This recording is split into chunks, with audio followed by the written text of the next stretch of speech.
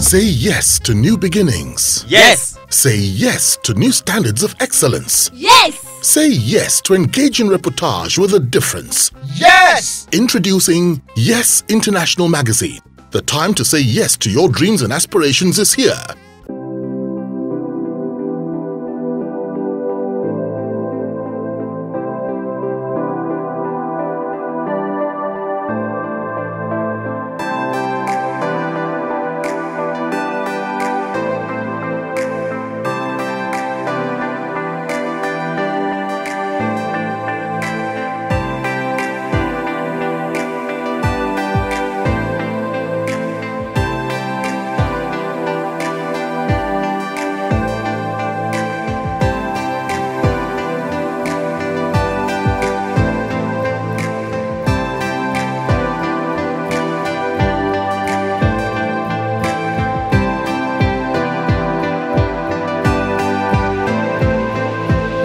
Now, why do most people feel reluctant to set up businesses of their own? Of their own? Yeah. Well, several reasons again. First is majorly fear of unknown. Okay. Fear of the unknown. They know that setting up business comes with risk. I mean, if you are working somewhere and every 30 days they pay you salary, 24th of the month, like a civil servant, you get a lot. So you can plan your life. So you get 10 naira for feeding, 20 naira for housing, children 5 naira, man not be worth 10 naira.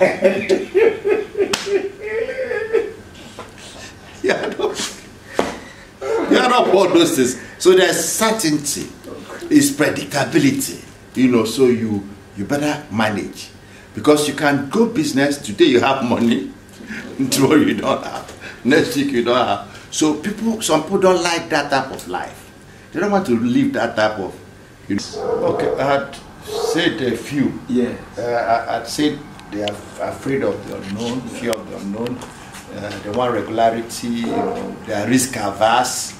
The other reason is also lack of understanding of what it takes to do business. You know, because sometimes you fear what you don't know.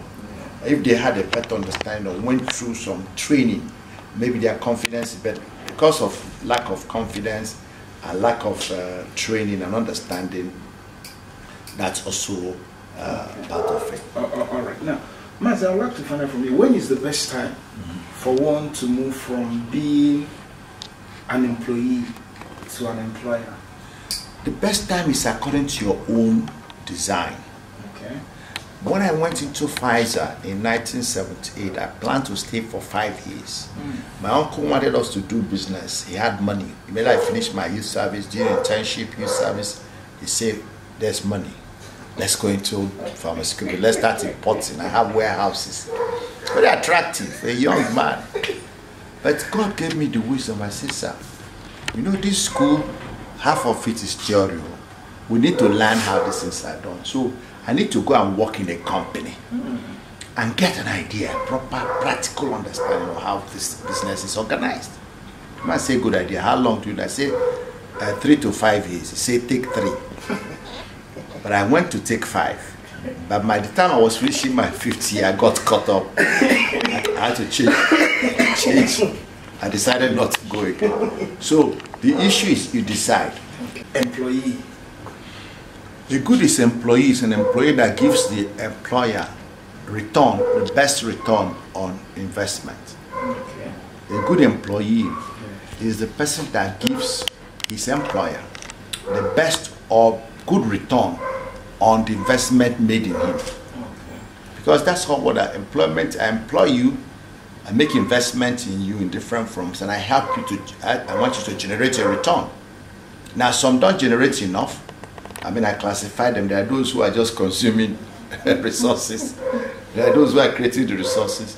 So a good employer is defined that with anybody who can return better. In fact, if you can do better than the man projected, then you are a wonderful employee. That's a very big way of defining. I mean, a simple way. But of course, you can have subsets. Employee that is obedient, employee that is hardworking, employee that is trustworthy. You know, those are subsets. Okay. But the major thing is whether you're trustworthy or trustworthy, trustless or trustful. The important thing is, are you making return on my investment? All right. Who is a good employer? A good employer is an employer who understands that the human being is not a robot, Okay. but a bundle of emotions and characters, who understand that the headmaster was once a pupil, you know, who understands that that thing that he needs, his employee also needs it. So you must be able to empathize with his employee. You must be able to empathize. So he's the one who, and to be able to do that means that you must be sure you are doing things to let the person grow, realize his potentials, and importantly, feel good about his contribution. That's what we call motivation. A good employer, if you look for another word, is the one who motivates his staff to perform extraordinarily. That's a good employer. Now, Mazi, what makes a good company? A good company is a company that consistently meets the expectations of its stakeholders. Is different stakeholders that meet their expectations on a consistent basis. Not who makes profit, it's not the one who pays the best salary, but who makes, you know, there are different constituencies and stakeholders. So it's meeting the expectations of the shareholders, it's meeting the expectations of the financiers, it's meeting the expectations of the employees, it's meeting the expectations of the community, it's meeting the expectations of government. These are some of the stakeholder groups. When a company is meeting those expectations in a consistent manner, it's a great company. Wow. Now, Mazi, to play in the corporate world and succeed, what must one do? First is that you must, as I just said earlier on, you must have a vision of where you're going. It's critical. Secondly is that you must have fundamental value system. Because many people have come to the corporate world, had Pyrrhic success, and they failed. And why they failed was that they didn't have proper value that drove the company. They don't want to make money without understanding that in making money, money should not be made for the sake of making money. Money is made to solve problems. It's not to put money in 1 billion in the bank and it's having no value. It's made to solve. So if you pursue just money making, you fail. So you must have the right value that will drive you. The other thing that makes a good corporate is the issue of good corporate governance, which is an underpinning structure that sustains the company in terms of ensuring that it has a good image and that it satisfies these constituent groups I'm speaking about. It also has to be a company that practices corporate philanthropy, because what it calls CSR, corporate social responsibility, because that's also a way of giving to the community. Because greatness, good, is not really measured by you. You know, it's people that you deal with.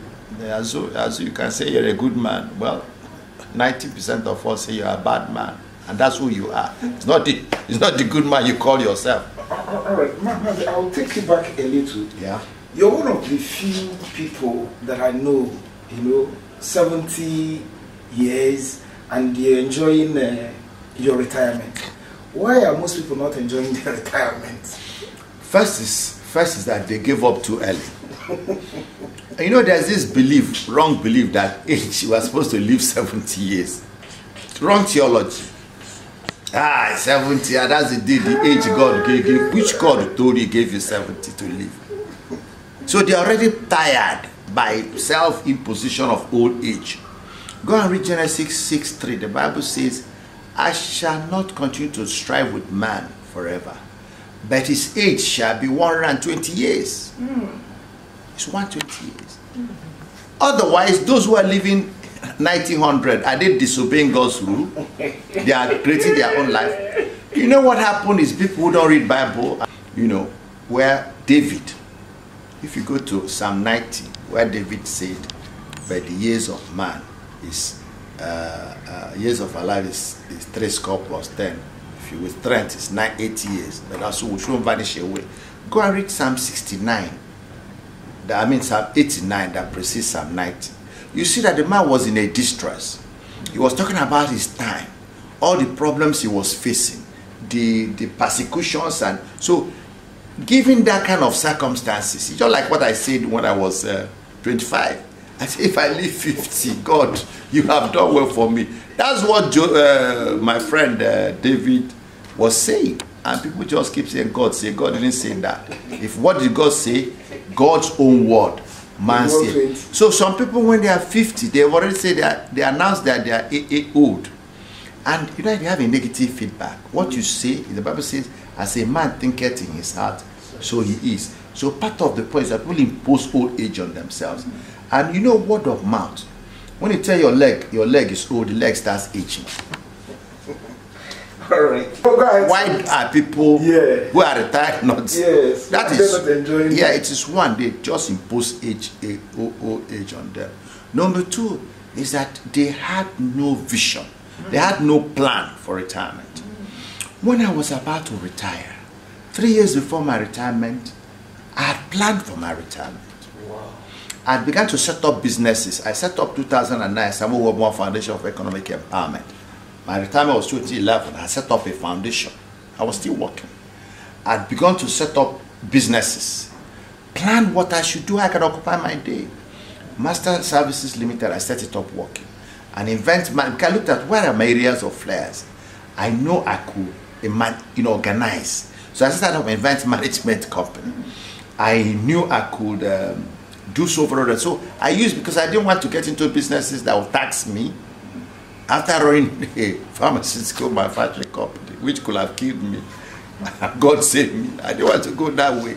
I decided to see, you know, when you are working, you sometimes you just do what will make things work, to balance budget, train children and all that. But after retirement, you now do what you have flair for, what your skill and talent, the kind of things you do even if nobody paid you.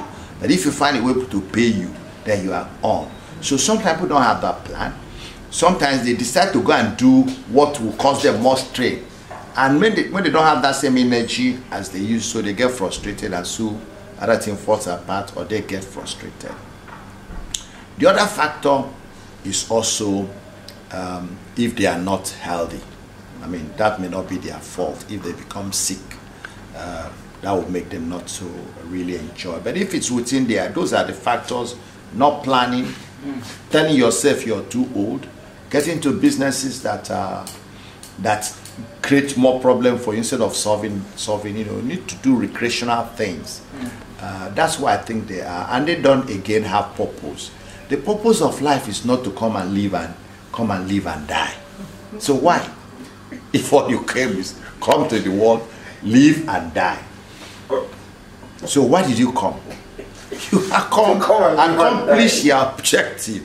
God brings you, do the work He has finished. Until you've not done the work, you can't rest too. If you have it like you're going to Calabar, you start from Lagos, assuming you're on foot. Will you stop in Shagamu? Because how you look for a place to sleep in Shagamu, daytime you continue. Till you get to the day you arrive Calabar, you know what you do? And then you are ready to die. All right.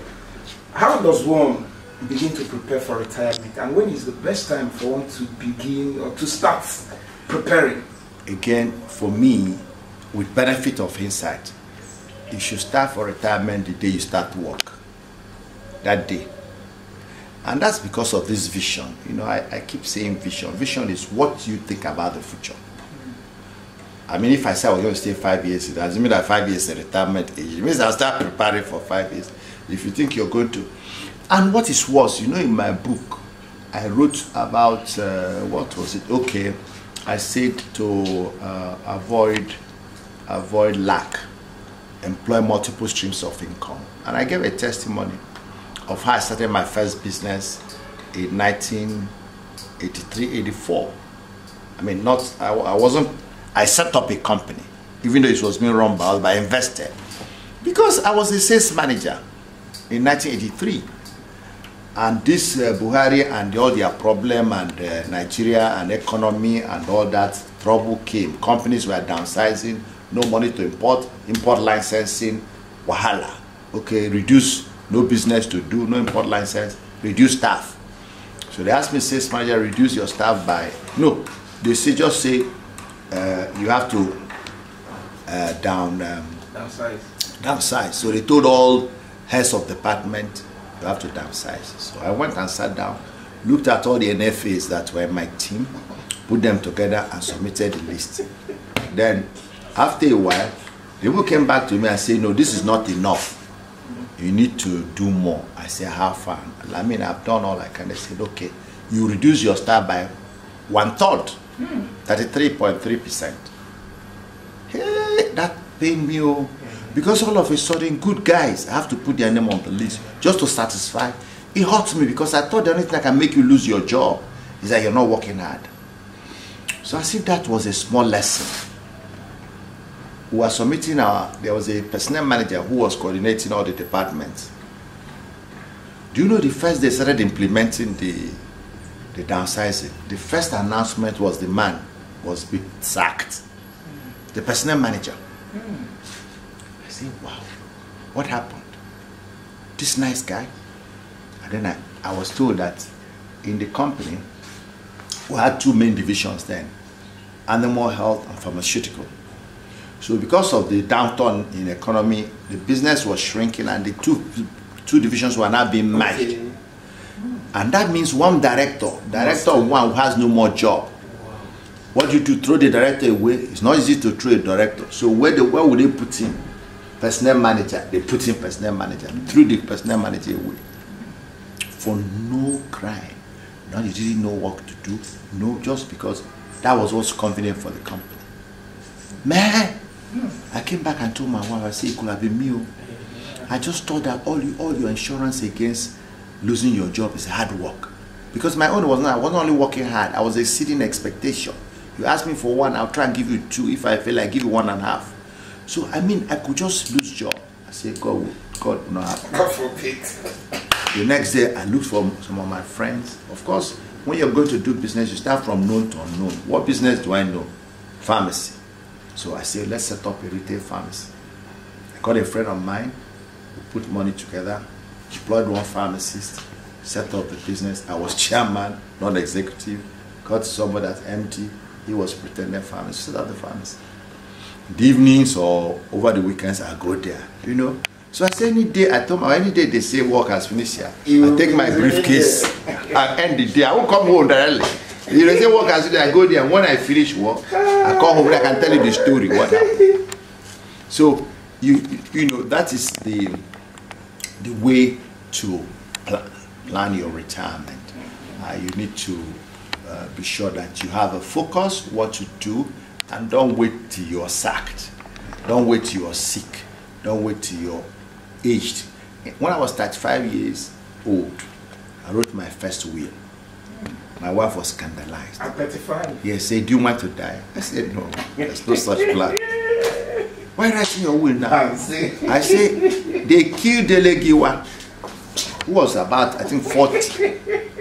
They just killed him. So did Delegiwa know he would die? Oh, God. So I'm not praying to die, but let me write my will. Because one, I come from a large family, 12 children, from 2 mothers.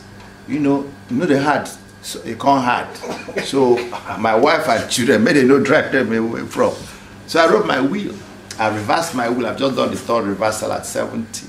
And I'm not dying yet, by the grace of God. I like that. But you just be prepared. You know, there's one called, I learned this as a Boy Scout. Be prepared. God is the ruler of heaven and earth. But He has given us sense. He has given us will. He's given us wisdom. You know, it is an act of arrogance to say nothing can happen to me. Who are you?